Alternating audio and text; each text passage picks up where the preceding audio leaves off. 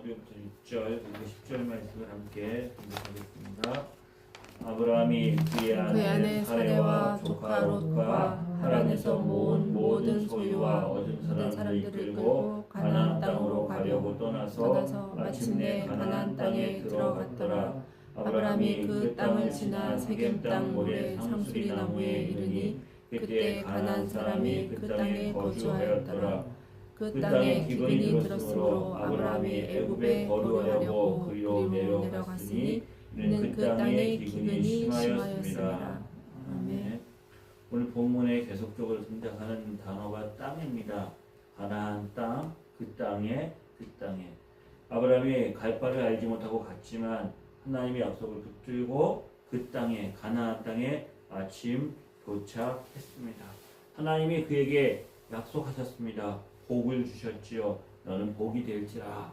큰 기대를 가지고 소망을 가지고 이제 본토 친척 아비의 집을 떠나서 가나안 땅에 들어가지요. 가나안 땅을 향해 가는 아브라함과 그의 가족들의 마음은 어땠을까요? 그들은 어떤 각오를 하고 갔을까요? 물론 가는 길에 하나님 복 주신다 했으니까 그 복에 대한 기대도 했지만 그렇지만 낯선 땅에 가서 그곳에 정착하고 살아야 되니까 나름대로 고생도 각오하고 나름대로 마음의 어떤 다짐도 가지고 그 소망 가운데 갔을 것입니다. 그들이 도착했던 가나안 땅 어떤 땅이었을까요? 정말 그들이 기대했던 땅이었을까요?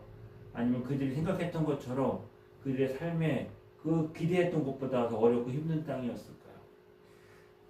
아브라함과 그의 가족들이 가나안 땅에 들어와서 이게 북쪽에서 점점 내려오는 거죠. 남쪽으로 내려오다가 중앙에 있는 세겜에 이릅니다. 세겜 땅 모래 상수리 나무에 이르렀습니다. 왜 여기에 머물렀을까요? 세겜 땅은 그 당시에 가나안의 중심지였겠지요. 많은 사람들이 모여 있었고 거기 많은 족장들이 있었고 많은 가나안 사람들이 세겜 땅을 중심으로 모여 있었습니다. 그리고 모래 상수리 나무는 그곳의 중심지였겠죠. 가나안 땅이 어떤 땅인가를 잘 보여줄 수 있는 곳이 바로 세겜 땅이었고 모래 상수리 나무였습니다.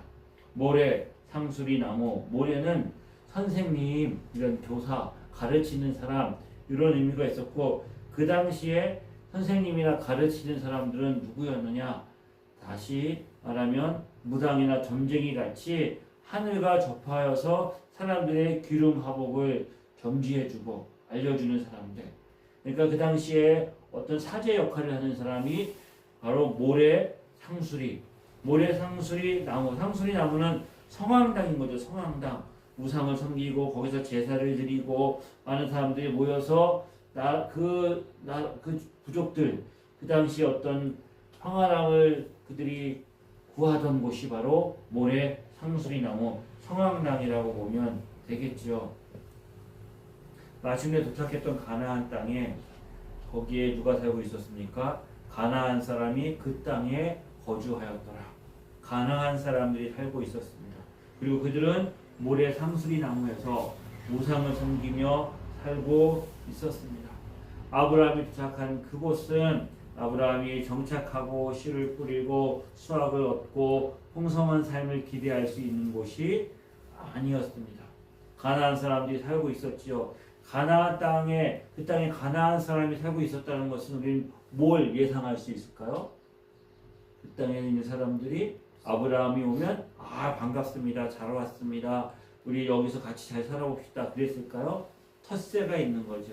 경계하고 여러 무리들이 이주했는데 저 사람들이 도대체 여기 뭐하러 왔을까? 그러면서 경계심을 품고 대했겠죠. 가나안 사람들은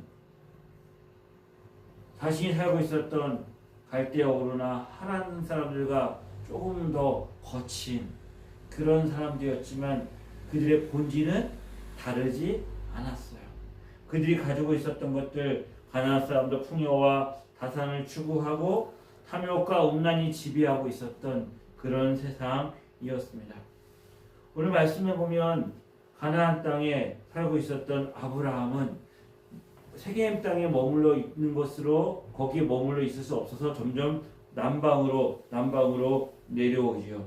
이스라엘은 북쪽에 갈릴리 호수가 있고 갈릴리 호수를 통해서 내려오는 요단강을 통해서 그 북쪽 지역은 그래도 푸른 초장에 있는 초지와 농사 지을 수 있는 곳이었습니다. 근데 남쪽 지방은 황무지였어요. 사막과 황무지가 있는 그런 땅이었죠. 좋은 땅, 좋은 자리에 다 사람들이 목을 차지하고 있고 거기는 그가 그 틈을 비집고 들어갈 수가 없었겠죠. 그래서 점점 남방으로 내려옵니다. 가나안 사람들에게 밀려서 황무지뿐인 남방으로 내려오죠. 절대로 그 사람들이 이방인이었던 아브라함이 자신의 영역에 들어오는 것을 허락하지 않았을 것입니다. 자, 그 땅은 이렇게 텃세도 있고 우상을 섬기고 정착하기 쉽지 않은 곳이었어요. 그런데 또 한 가지 문제가 생겨나지요. 10절 말씀에 보면 그 땅에 기근이 들었습니다. 기근이 들었습니다. 그 기근이 어떻게 해요? 심하였다라고 말합니다. 비가 오지 않아서 씨를 뿌리고 농사를 지어서 수확을 얻을 수 있는 곳이 아니었어요.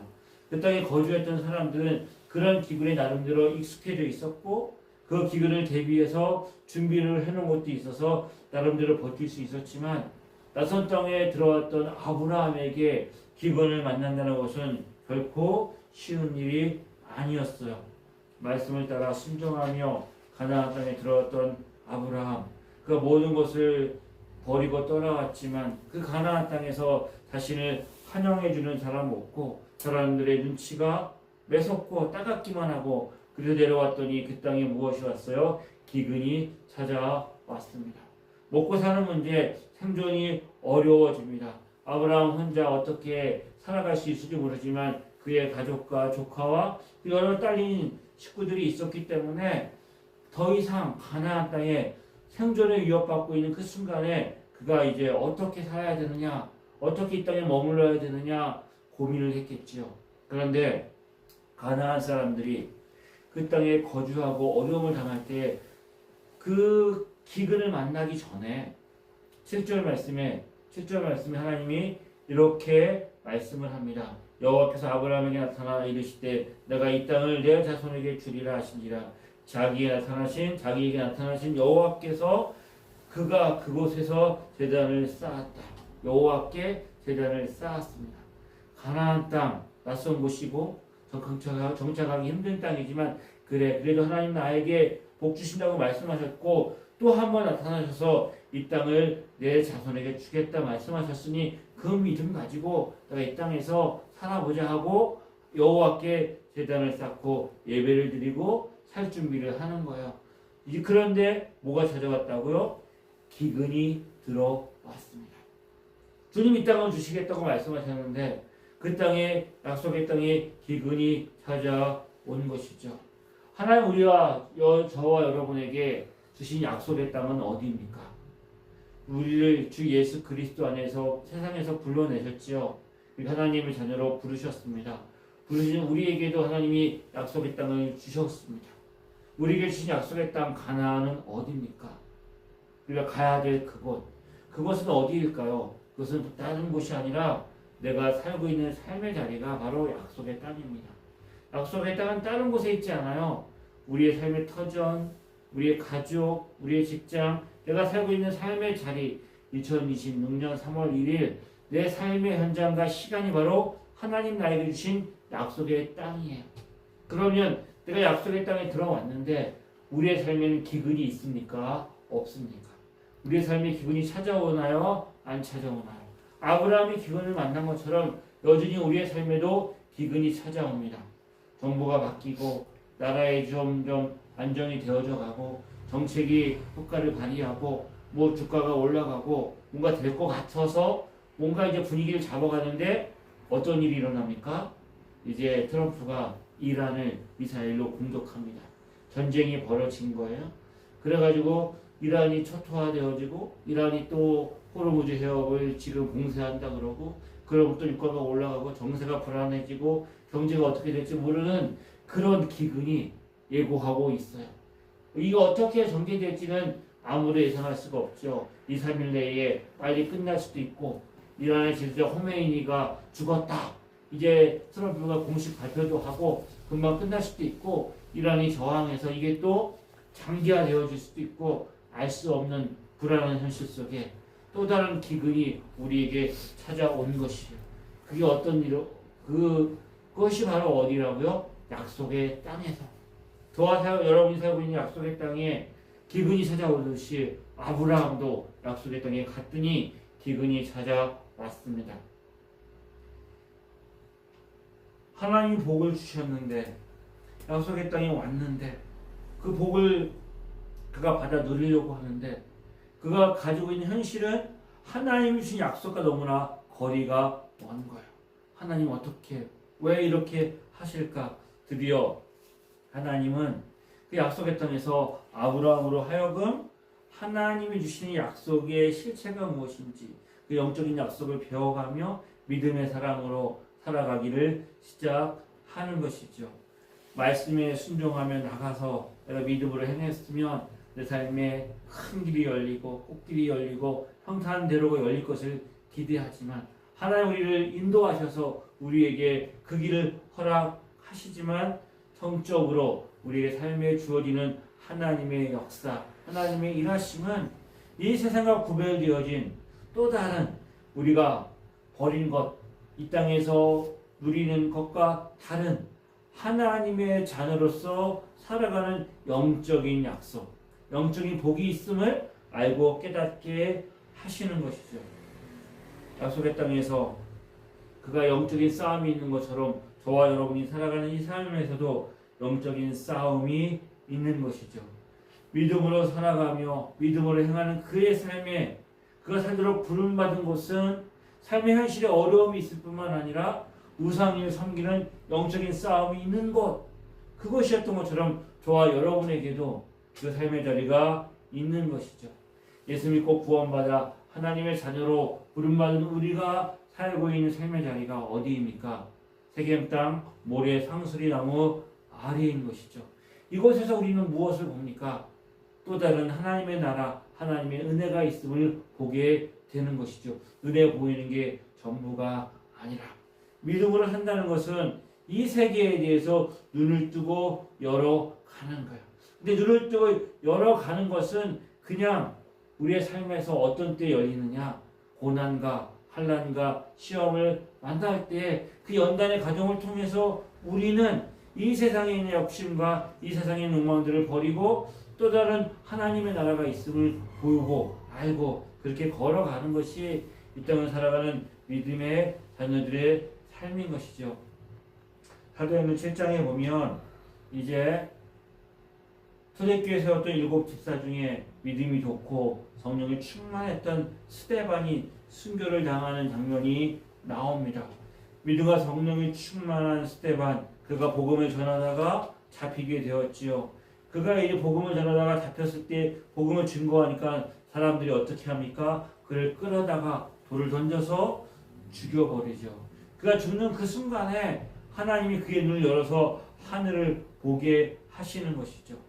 복음을 전하다가 돌을 맞아 순교당하는 그 자리에 하나님이 눈을 열어서 하늘을 보게 하시지요. 스데반이 성령에 충만하여 하늘으로 주목하여 하나님의 영광과 및 예수께서 하나님 우편에 서신 것을 보고 말하되 보라 하늘이 열리고 인자가 하나님 우편에 서신 것을 보노라 한데 하늘이 열리고 영적인 눈이 열려서 하나님의 나라를 보게 하시는 것이죠. 우리 인생 가운데 하나님이 이렇게 은혜를 더하여 주시는 거예요. 아브라함에게도 약속의 땅에 왔을 때 하나님 오셔서 말씀하시죠. 내가 이 땅을 내 자손에게 주리라. 눈을 열어 보게 하시는 것이. 그 땅을 차지하는 것이 단순히 그 땅에서 내가 주인이다 등기도 등본하고 이 땅에 경계선을 줬고 여기는 내 땅이야 너희들 마음대로 살지 못해 라고 하는 어떤 현실적인 것뿐만 아니라 그 땅을 차지한다는 것은 그 땅에서 하나님이 주신 약속을 가지고 영적으로 믿음으로 살아가는 것이죠. 우리에게도 하나님이 이런 눈을 열어 보게 하십니다. 정말 우리가 스데반이 봤던 것처럼 환상 가운데 그런 환상을 보면서 매일 살아가는 것이 아니라 뭘 느끼는 거요? 하나님 나와 함께 하시는 임재의 증거들, 마음의 평안들, 부인할 수 없는 그 소망들 붙들고 살아가게 하는 것이죠. 내 삶에 알 수 없는 만족감이 있고 알 수 없는 기쁨이 있고 알 수 없는 평안함이 주어지는 것. 그것이 뭐예요? 내 삶에 하나님이 함께 하시는 은혜의 증거인 것이죠. 아멘. 우리가 살아가는 이 땅, 왜 하나님이 아브라함을 약속의 땅으로 인도하셨는데 그 약속의 땅이 우상이 가득 차고 세상의 욕망과 탐욕이 가득한 가나안 땅이었을까요? 저와 여러분 예수 믿고 구원받은 하나님의 자녀가 되었습니다.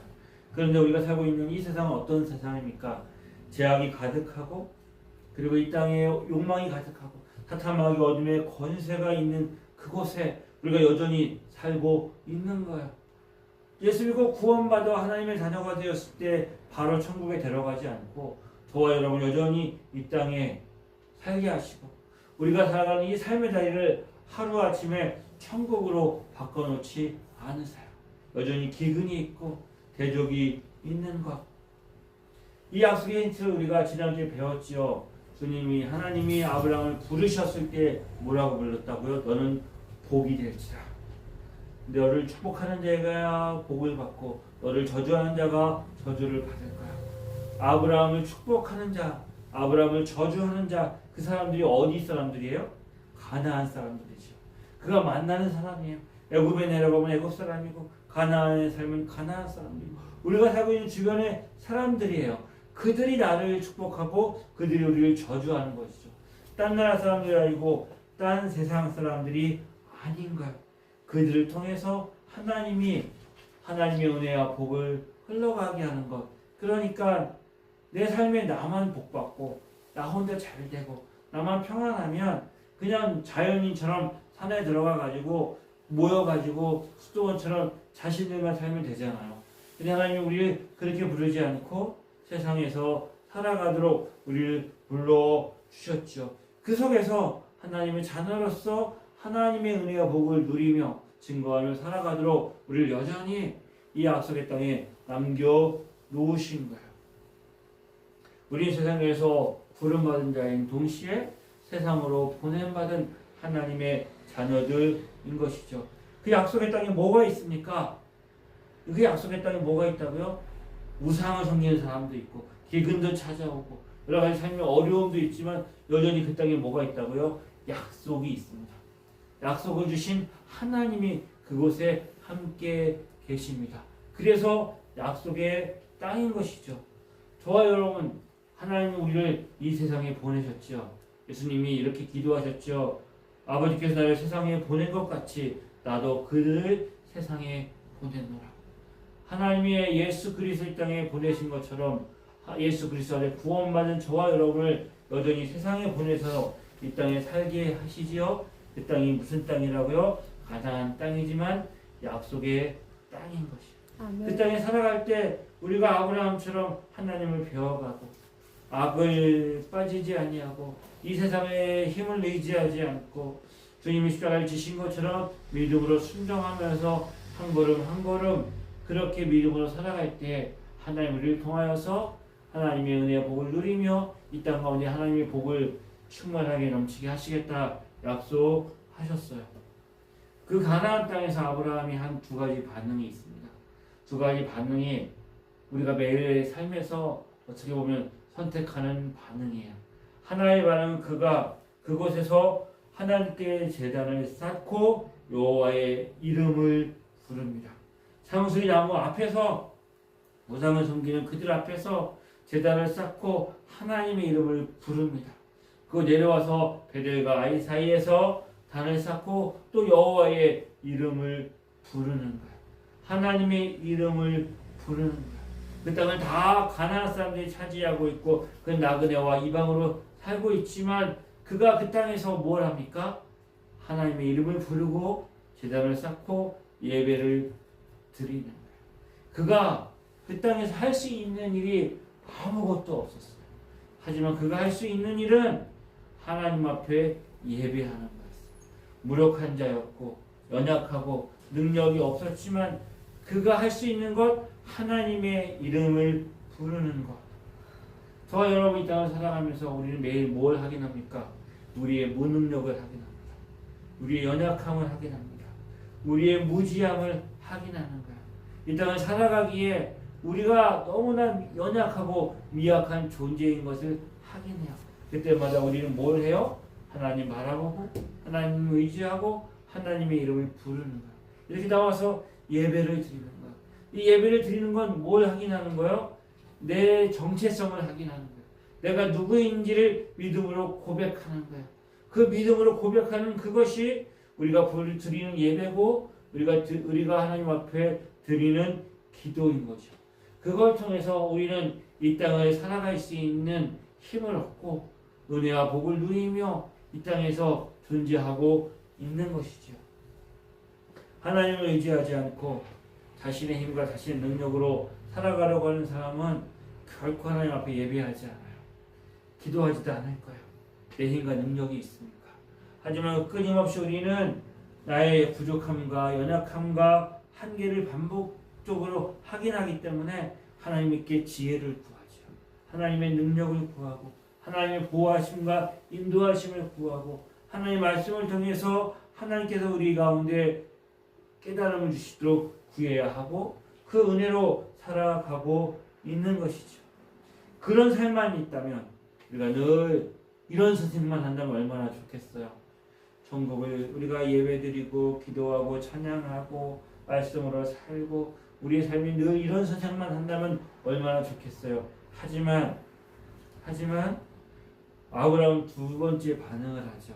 그가 기근이 들었으므로 아브라함이 애굽에 거류하려고 그리로 내려갑니다. 이는 그 땅에 기근이 심했어요. 그 땅에 기근이 심해서 살기 힘들어지는데 그 가나안 사람들이 어떻게 행동하냐 보았겠죠. 그런데 하나둘씩 짐을 싸고 남방으로 내려갑니까? 어디 가냐고 물어봤더니 애굽으로 간다는 거예요.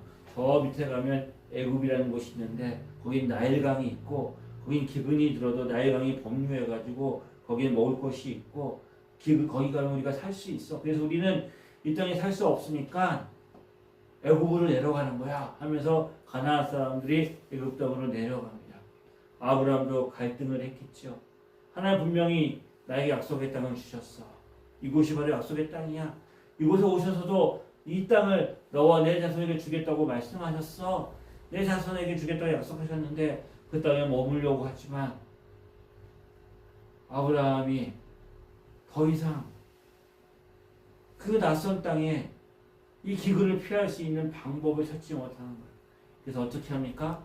그들을 따라서 애굽으로 내려갑니다. 잠시 머물렀다가 기근이 이제 끝나면 돌아와야지 하고 내려가죠. 얼마든지 이해할 수 있는 일입니다. 현실적인 문제를 해결하기 위해서 가나안 땅으로 내려가는 것. 약속의 땅에 머물러 있어야 되지만 어쩔 수 없이 그곳에 내려가지요. 그 믿음으로 그곳에 제단을 쌓고 믿음으로 행하려고 했지만 그 하나님을 향한 믿음이 변한 게 아니에요. 그죠? 하나님을 향해서 의지하는 것이 변하지 않았어요. 하나님이 그에게 주신 약속도 변하지 않았어요. 여전히 그것이 유효하고 존재해요. 그래서 그가 믿음으로 살고 그래 이곳은 하나님 주신 약속의 땅이야 라고 해서 그곳에서 머물러 있었으면 좋았겠지만 그가 애굽으로 내려가지요. 아브라함도 그렇게 했으니까 그래 우리도 별 수 없지. 뭐 아브라함도 이렇게 했는데 라고 우리가 그것을 내가 내 자신을 합리화하고 위로가 되지만 그것을 핑계 삼을 수는 없겠지요. 그런데 현실적으로 어쨌든 아브라함이 애굽으로 내려갔습니다. 애굽으로 내려가는 애굽에 대한 소문을 들었겠죠. 애굽이 어떤 곳이에요? 거기는 바로가 있어요. 바로가 통치해요. 근데 바로가 권력이 있어가지고 이 가나안 땅은 달라요. 가나안 땅은 조그만 소도시가 있었고 그 소도시를 다스리는 왕들이 있었지만 그들의 권력을 서로 견제하고 이러기 때문에 그렇게 그 권력이 크지는 않아요. 하지만 바로는 그가 가지고 있는 권력은 그 왕으로 그가 태양의 아들로 뭐 이러면서 하나님 같은 신과 같은 존재가 되어서 그 땅을 다스리고 통치해서 어마무시합니다. 라고 이야기를 들었겠죠. 근데 그가 들었던 두려움이 뭐였어요? 자기 아내가 예쁜데 애굽 사람이 자기 아내를 빼앗기 위해서 자신의 목숨을 취하면 어떻게 할까? 왜요? 그것을 왜 두려워했을까요? 그것이 그런 곳이라는 것을 들었기 때문이에요. 그런 일이 일어나는 곳이다라고 들었어요. 그래서 사라를 불러서 뭐라고 말합니까? 손수로 따지면 나의 사촌 동생이 아니냐. 그러니까 그곳에 가서 나를 남편이라고 부르지 말고 그냥 오라비라고 부르면 좋겠다. 그게 당신도 살고 나도 사는 길이 아니겠느냐라고 그렇게 요구를 하죠. 그래서 그렇게 이제 사라도 받아들여 가지고 아브라함을 오라비라고 부릅니다. 거짓말을 했지요. 살기 위해서 애굽으로 내려가고 살기 위해서 거짓말을 했어요. 근데 살기 위해서 했던 그 길이 뭐였어요? 망하는 길이었어요. 왜요? 바로가 사라를 보고 그를 아내로 맞이하기 위해서 데려가고 많은 재물과 융성한 대접을 아브라함에게 주는 것이죠. 아브라함이 아내를 빼앗겼어요. 약속의 땅에 많은 자손이 그곳에서 이제 사라를 통해서 그 자손들이 그 땅을 차지해야 되는데 그것을 그 아내를 바로에게 빼앗겨서 만약에 그 약속이 깨어질 위기가 찾아오게 되어진 것이죠. 그런 여호와께서 바로에게 간섭하시고 그 모든 일들이 다 진실하게 드러나고 이제 사라가 다시 아브라함에게 돌아오고 많은 재산을 얻어서 가나안 땅을 돌아오고 그래서 결과를 어떻게 보면 해피엔딩으로 끝난 것 같지만 아브라함의 선택이 그가 선택으로 인해서 더 큰 고난과 어려움을 그가 만나게 되는 것이죠. 우리의 삶은 이런 일이 반복될지 모르겠어요. 말씀을 붙들고 약속의 땅에 왔지만 그 약속의 땅에서 하나님을 예배하고 하나님을 신뢰하지만 또 기근이 오는 어려움이 찾아오는 거예요. 그래서 우리가 믿음으로 살기 위해서 하나님의 이름을 부르고 예배드리고 기도하고 믿음으로 행하지만 때로는 아브라함이 애굽으로 내려가는 것처럼 실수하기도 하는 것이죠. 그것이 우리 현실일지 모르겠어요. 하지만 하나님 우리 가운데 주신 약속이 뭐예요? 이 모든 일에 하나님이 개입하셔서 간섭하셔서 모든 일을 합력하여 선을 이루심으로 하나님 우리를 인도하시는 놀라운 은혜들을 경험하게 되는 거예요. 아멘. 그것이 우리의 믿음이 성장하며 자라는 것이지. 그런 우리의 삶의 변화를 통하여서 하나님을 의지하고 신뢰하는 그 믿음의 자리에 나가서도록 하나님을 이렇게 인도하시고 우리에게 복을 더하여 주십니다. 그러니까 우리 삶의 어떤 자리에 있든지 그게 중요한 게 아닌 거예요. 가나안 땅, 그 땅 자체가 약속의 땅이지만 하나님이 아브라함이 가나안 땅을 떠나서 애굽에 갔더니 거기는 약속의 땅이 아니니까 하나님이 개입하고 간섭하시고 하나님 함께하지 아니하고 아브라함을 버려두는 것이 아니라 그곳에서도 하나님이 아브라함의 삶에 함께하시고 아브라함의 삶에 간섭하셔서 그의 삶에 하나님이 함께하심을 드러내며 증거하는 것이죠. 그러니까 우리 삶의 자리에 어떤 자리에 있든지 기억해야 되는 것은 하나님 우리와 함께하시고 하나님 우리 선하게 인도하셔서 그 하나님 믿음의 삶을 살게 하신다. 그 삶을 통해서 우리가 하나님이 무엇을 원하시고 무엇을 기뻐하시는지를 깨닫고 살아가게 되는 것이죠. 우리의 삶의 자리가 약속의 땅입니다. 그런데 이 약속의 땅에서 우리의 삶에 기근이 찾아오죠. 그런데 우리가 두려워할 것은 기근이 아니라 우리가 두려워할 것은 고난과 시험이 아니라 우리가 두려워할 것은 하나님을 두려워함으로 믿음으로 행하며 살아갈 때 결국은 복주시게 하겠다는 그 약속을 우리의 삶에서 성취하게 하시는 그 하나님을 의지하고 승리하는 복된 은혜가 저와 여러분이 있기를 주의 이름으로 축복합니다. 기도하겠습니다. 참 좋으신 하나님 아버지 감사합니다. 우리가 삶의 어떤 자리에 있든지 그곳에서 하나님을 의지하며 믿음으로 살아가게 하여 주시옵소서. 하나님 기뻐하는 자리에 머물러 서 있을 수 있도록 주여 우리 눈을 열어서 하나님의 역사를 보게 하여 주시옵소서. 예수님의 이름으로 기도드립니다. 이제는 우리 주 예수 그리스도의 은혜와 하나님 아버지의 크신 사랑하심과 성령님의 인도하심이 믿음으로 주님 바라보고 주를 의지하며 걸어가는 하나님의 자녀들 위해 지금부터 영원히 함께 하시기를 간절히 축원하옵나이다. 아멘.